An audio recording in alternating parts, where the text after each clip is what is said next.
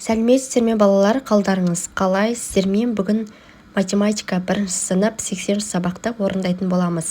Ендеше кеттік. Бізде берілген тапсырма: бірінші қоршауда 20 қой, екіншісінде 50 қой бар. Екінші қоршауда біріншіге қарағанда неше қой артық деп жазып аласыздар да, жауабы бірінші қоршау минус 20, екінші қоршау минус 50. Сонда шешуі 50-ден аласыздар 20-ны, тең болады 30. Жауабы екінші қоршауда 30 қой артық деп жазып аласыздар. Ә нұсқасы: атамның 70 қой бар, оның 20-шы бірінші қоршауда, ал қалғаны екінші қоршауда. Екінші қоршауда неше қой бар?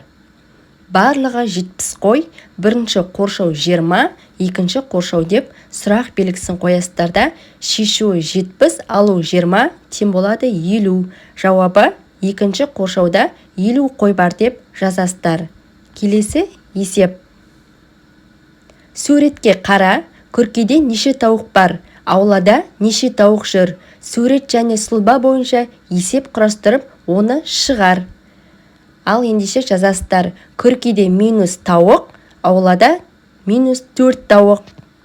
Шешуі 5 қосылған 4 тең болады 9. Жауабы барлығы 9 тауық бар.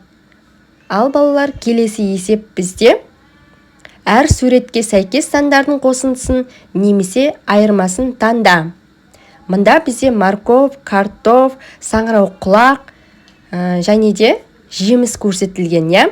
Біз ендеше жазамыз: 6 минус 2 тең болады 4, 2 плюс 6 тең болады 8, 6 минус 3 тең болады 3, 5 плюс 3 тең болады 8 деп жауабын жазасыздар. Келесі есеп бізде сиқырлы сандар. Мінекей балалар, өздеріңіз көріп тұрғандай, бұнда алма, банан, груша көрсетілген, я?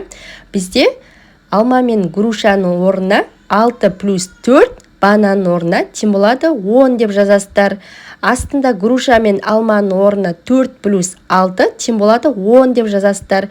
Келесі банан мен грушаның қасын орнына 10 плюс 4 тең болады 6, астына 10 минус 6 тең болады 4 деп жазасыздар.